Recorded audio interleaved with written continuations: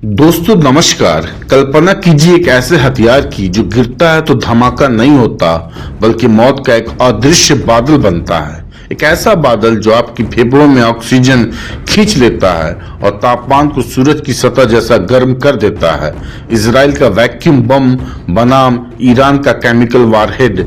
Middle east अब उस मोड़ पे है जहां से वापसी का कोई रास्ता नहीं है। सबसे बड़ी खबर यह है कि इजराइल की उस बम का तोड़ ईरान ने खोज लिया है जो इंसानी शरीर को भाप बनाकर हवा में गायब कर देता है। आज हम बताएंगे वो खुफिया रिपोर्ट्स जिन्होंने अमेरिका के एयरक्राफ्ट कैरियर्स को अभी तक ईरान पर हमला करने से रोक रखा है। इजराइल की इस हथियार को तकनीकी भाषा में थर्मोबैरिक बम कहते हैं, लेकिन दुनिया इसे भाप बनाने वाला बम कह रही है। गजा में कथित तौर पर इसके इस्तेमाल के बाद 3500 से ज्यादा शव ऐसे थे जिनका कोई ट्रेस नहीं मिला। यह बम जब गिरता है तो एल्यूमिनियम और मैग्नीशियम के कण हवा में फैल जाते हैं।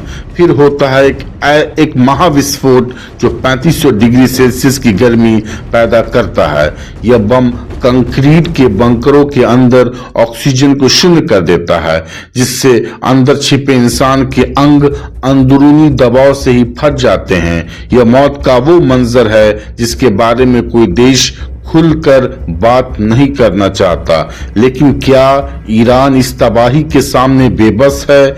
जवाब है बिल्कुल नहीं। ईरान की IRGC ने साइलेंट किलर तैयार कर लिया है। डिफेंस एक्सपर्ट्स के मुताबिक ईरान ने अपनी फतेह-2 और सेजिल जैसी लंबी दूरी की मिसाइलों के ऊपर केमिकल और बायोलॉजिकल वारहेड्स फिट कर दिए हैं। ये वो जहरीले बम है जो अगर तेल अवीव या हाइफा पर गिरे तो पूरा शहर एक गैस चैम्बर में बदल जाएगा। ईरान को इजराइल की वैक्यूम तकनीक की खबर महीनों पहले से थी, इसलिए उसने अपने मिसाइल प्रोग्राम को जहरीली मिसाइलों टॉक्सिक मिसाइल्स की ओर मोड़ दिया। यह आतंक का संतुलन बैलेंस ऑफ टेरर ही है जिसने अब तक युद्ध को टाले रखा है। यहाँ असली हीरो हैं सुप्रीम लीडर अली खामेनी। 30 साल के शासन का अनुभव रखने वाले खामेनी जानते हैं कि इजराइल का आयरन डोम मिसाइल को तो मार गिराएगा, लेकिन अगर वो मिसाइल केमिकल वारहेड से लैस हुई तो उसका हवा में फटना और भी खतरनाक होगा। जहरीली गैस की बारिश पूरे इजराइल को दशकों के लिए अपंग बना सकती है। यही वो डूम्सडे क़यामत का डर है जो पेंटागन को रात भर सोने नहीं दे रहा है। इजराइल का वैक्यूम बम अगर शारीरिक विनाश है तो ईरान का केमिकल हथियार सभ्यता का विनाश है। मिडिल ईस्ट में अब जंग केवल हथियारों की नहीं बल्कि अस्तित्व की है।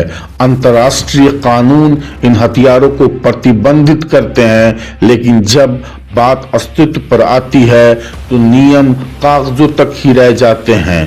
क्या इजराइल पहला कदम उठाएगा? यह देखना दिलचस्प होगा, या ईरान का केमिकल डर युद्ध को रोक पाएगा? यह भविष्य के गर्व में है। आप जुड़े रहिए इन शॉर्ट आवाज के साथ। पल पल की अपडेट के लिए इसे लाइक कीजिए, सब्सक्राइब कीजिए और शेयर कीजिए। धन्यवाद।